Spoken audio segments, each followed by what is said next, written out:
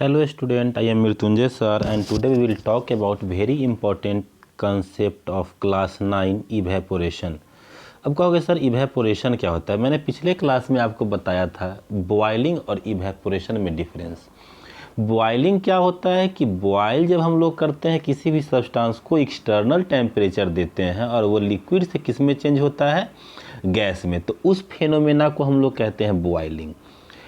लेकिन जब कोई भी लिक्विड से गैस में चेंज होता है at the below the room temperature या at below its boiling point, और नेचुरल फिनोमेना ये होता है, मतलब कि जैसे पॉन्ड में या फिर रिवर में क्या है, पानी है, वो गर्मी के दिन में भी देखते हो कि वेपर बन के निकलता है और ठंड के दिन में भी निकलता है।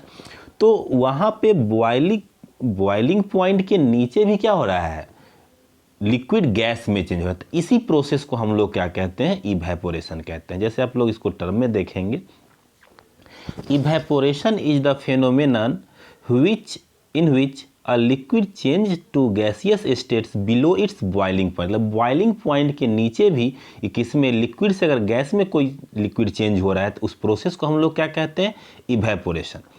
Evaporation phenomena that theoretically takes place in all liquid, ये होता है हर एक लिक्विड में, बट जनरली जब हम लोग बोलते हैं इवेपोरेशन तो उसका मतलब क्या है, evaporation of water. But in general when we say evaporation we mean evaporation of water molecules are attracted by other water molecules in all direction. Correct है, हर एक मोलिक्यूल्स को अपने क्या करेगा, अट्रैक्ट करेगा, दूसरे मोलिक्यूल्स को क्या करेगा, अट्रैक्ट करेगा।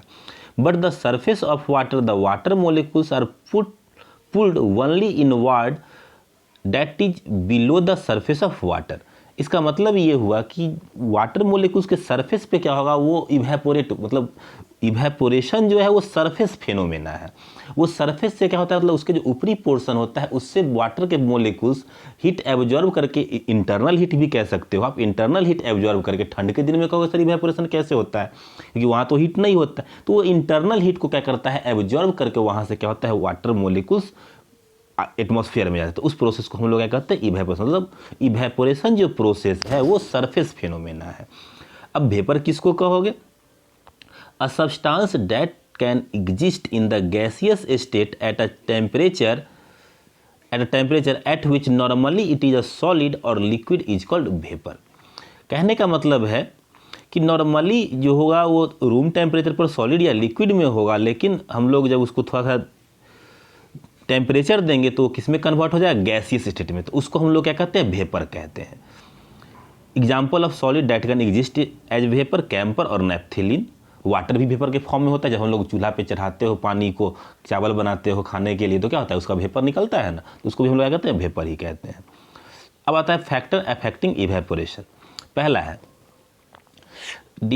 Evaporation depends on temperature, surface area, weather condition. अब इसको एक एक करके समझते हैं। सबसे पहला मैंने आपको बोला है कि इवेपोरेशन को हम लोग ई से डिनोट कर लेते हैं और डायरेक्टली प्रोपोर्शनल टू टेम्परेचर। अब सर ये कैसे, तो इवेपोरेशन जो होता है वो डायरेक्टली प्रोपोर्शनल होता है टेम्परेचर के। मतलब क्या, अगर टेम्परेचर इंक्रीज करे तो इवेपोरेशन का रेट भी क्या करेगा, इंक्रीज करेगा। दूसरा पॉइंट इवेपोरेशन जो होगा वो डायरेक्टली प्रोपोर्शनल होगा सरफेस एरिया का। मतलब जितना ज़्यादा बड़ा सरफेस होगा उतना ज़्यादा इवेपोरेशन क्या होगा, फास्ट होगा। जैसे आप कप में चाय अगर पी रहे हो तो वो गर्म होगा, लेकिन उसी कप के चाय को अगर आप प्लेट में डाल दो तो क्या होगा, जल्द ठंडा हो जाएगा। क्यों ठंडा हो जाएगा, क्योंकि उसका जो मतलब सरफेस एरिया क्या होगा, वो बड़ा हो जाएगा, और सरफेस एरिया बड़ा होने के कारण वो हीट एटमॉस्फेयर से ज़्यादा एब्जॉर्ब करके, सरफेस एरिया बड़ा होने के कारण उसका पार्टिकल क्या होगा, ज़्यादा मूव करेंगे, और ज़्यादा मूव करने का इवेपोरेशन रेट क्या हो जाएगा, फास्ट हो जाएगा। तीसरा, evaporation inversely proportional to humidity.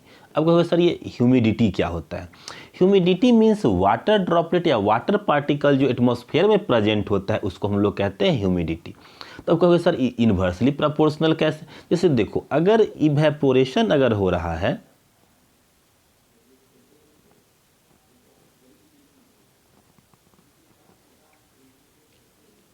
अगर इवेपोरेशन हो रहा है तो हमने आपको बोला क्या कि इवेपोरेशन जो होगा इन्वर्सली प्रोपोर्शनल ह्यूमिडिटी के। तो ह्यूमिडिटी क्या है, water molecules presence in atmosphere जो होगा उसको हम लोग कहेंगे ह्यूमिडिटी। जब ह्यूमिडिटी आसमान में, मान लो वाटर मोलिकुल्स आसमान में पूरा भरा हुआ है बारिश होने के पहले, तो आसमान में क्या वाटर मोलिकुल्स पूरा भरा, तो उस समय क्या होता है, इवेपोरेशन रुक जाता है। तो कहते भी हैं कि बहुत गर्मी लग रहा है, बाद वर्षा होने वाला है। क्यों ऐसा कहते हैं, क्योंकि उस समय इवेपोरेशन रुक जाता है और इवेपोरेशन कॉजेज कूलिंग। इवेपोरेशन के कारण हमको कैसा फील होता है, कूल फील होता है। इवेपोरेशन रुक जाता है इसीलिए हमको कैसा फील होता है, हॉट फील होता है, कहते हैं उमस फील हो रहा है। तो कहने का मतलब मेरा ये हुआ कि ह्यूमिडिटी अगर एटमॉस्फेयर में हाई है तो इवेपोरेशन कंप्लीटली क्या स्लो हो जाएगा। तो इसीलिए हम लोग कह सकते हैं evaporation inversely proportional to humidity. एक और पॉइंट आता है evaporation directly proportional to wind speed. जैसे कि आप देखते हो कि ठंड के दिनों में कपड़ा नहीं सूखता है या फिर बरसात के दिनों में कपड़ा अगर नहीं सूख रहा हो तो उसको लोग क्या करते हैं, फैन के नीचे डाल देते हैं। क्यों डाल देते हैं, क्योंकि फैन के नीचे अगर डाल देंगे कपड़ा को तो वहाँ पे क्या होगा, फैन के स्पीड से वहाँ के वाटर मोलिकुल्स क्या कर जाएंगे, मूव कर जाएंगे one place to another place. तो वहाँ का ह्यूमिडिटी क्या हो जाएगा, लो हो जाएगा। तो वहाँ का ह्यूमिडिटी लो हो जाता है, वहाँ के एटमॉस्फेयर में वाटर पार्टिकल्स जो प्रेजेंट थे वो मूव हो गए, अलग अलग चले गए। तो वहाँ जब स्पेस खाली होगा तो वाटर पार्टिकल्स जो शर्ट में कपड़े में होंगे वो क्या होंगे, बाहर निकल जाएंगे। और इस तरीके से वो विंड स्पीड के कारण, विंड स्पीड अगर हाई होगा तो वो क्या करेगा, वाटर पार्टिकल्स को one place to another place क्या कर देगा, मूव कर देगा। तो इसीलिए कह सकते हैं evaporation directly proportional to wind speed. अब देखते हैं इसके पॉइंट्स को क्या लिखा है। Evaporation increases if the surface area of water is large as the number of water molecules at the surface area increases, the increase of probability of more water molecules breaking free on acquiring sufficient kinetic energy। बिल्कुल सही बात है। sufficient kinetic energy क्या करेंगे, वो absorb करके, acquire करके वो क्या हो जाएंगे, इवेपोरेट हो जाएंगे, वो वेपर में कन्वर्ट हो जाएंगे। तो इसीलिए अगर सरफेस एरिया बड़ा कर दिया जाए तो उनका इवेपोरेशन रेट क्या हो जाएगा, फास्ट हो जाएगा। Evaporation is more at the temperature approaches the boiling point of water. As the temperature increases, the kinetic energy of molecules increases. This decreases the extra kinetic energy the surface molecule acquire to break free और evaporate, सो evaporation increases. कहने का मतलब कि अगर हम लोग temperature increase करेंगे तो इवेपोरेशन भी क्या होगा, इंक्रीज करेगा। क्यों इंक्रीज करेगा, क्योंकि वो टेम्परेचर इंक्रीज, उससे उसके पार्टिकल क्या लेंगे, काइनेटिक एनर्जी लेंगे। मतलब काइनेटिक एनर्जी कहने का मतलब वो मूव करना चाहेंगे, उसके पार्टिकल्स क्या होंगे, मूव करेंगे। तो मूव करने के कारण क्या होंगे, उसके बीच का जो फोर्स होगा वो ब्रेक कर जाएगा और वो उसके पार्टिकल्स क्या हो जाएंगे, मूव कर जाएंगे। तीसरा पॉइंट दे रहा है in highly humid weather evaporation decreases. अभी तुरंत मैंने बताया as the air is highly saturated with the water molecules. क्योंकि एयर जो हाईली सेचुरेटेड हो जाएगा उसमें बहुत सारा वाटर मोलिकुल्स अगर प्रेजेंट हो जाएगा तो कहने का मतलब क्या है कि वहाँ इवेपोरेशन क्या कर जाए, डिक्रीज, क्योंकि वाटर मोलिकुल्स अब एटमॉस्फेयर में जाने लायक स्पेस बचा ही नहीं। क्यों, अगला पॉइंट कहता है as evaporation takes place the air immediately above the surface of the water becomes saturated with water molecules। कहने का मतलब है कि ये सरफेस फेनोमेना होता है। जो इवेपोरेशन है वो कैसा फेनोमेना होता है, सरफेस फेनोमेना होता है। इसी के कारण इवेपोरेशन के कारण ही जो मटके में हम लोग वाटर रखते हैं वो क्या रहता है, ठंडा रहता है। आपको क्यों सर, तो इसका कॉज ये है कि जब हम लोग एक मटके में, मिट्टी के बर्तन में अगर हम लोग पानी को रखते हैं तो मिट्टी के बर्तन में क्या होते हैं, स्मॉल पोर्स होते हैं। उस पोर्स से क्या होते हैं, वाटर पार्टिकल्स आउटर सरफेस पे आ जाते हैं और आउटर सरफेस से क्या होगा कि इंटरनल हीट, बाहर से हीट ये नहीं ले रहा है, अंदर से हीट ले रहा है। अंदर के हीट को एब्जॉर्ब करके वो जो आउटर सरफेस पे जो वाटर के पार्टिकल्स आ गए हैं स्मॉल पोर्स से होते हुए वो क्या हो जाएंगे, इवेपोरेट हो जाएंगे। तो ऐसे करने का अंदर का सारा एनर्जी कौन एब्जॉर्ब कर लिया, जो वाटर वेपर बन के निकल रहा है वो अंदर के सारे एनर्जी को क्या कर लिया, हीट को क्या कर लिया, एब्जॉर्ब कर लिया। अब अंदर के हीट को वो एब्जॉर्ब करे तो अंदर का पानी कैसा हो जाएगा, ठंडा हो जाएगा।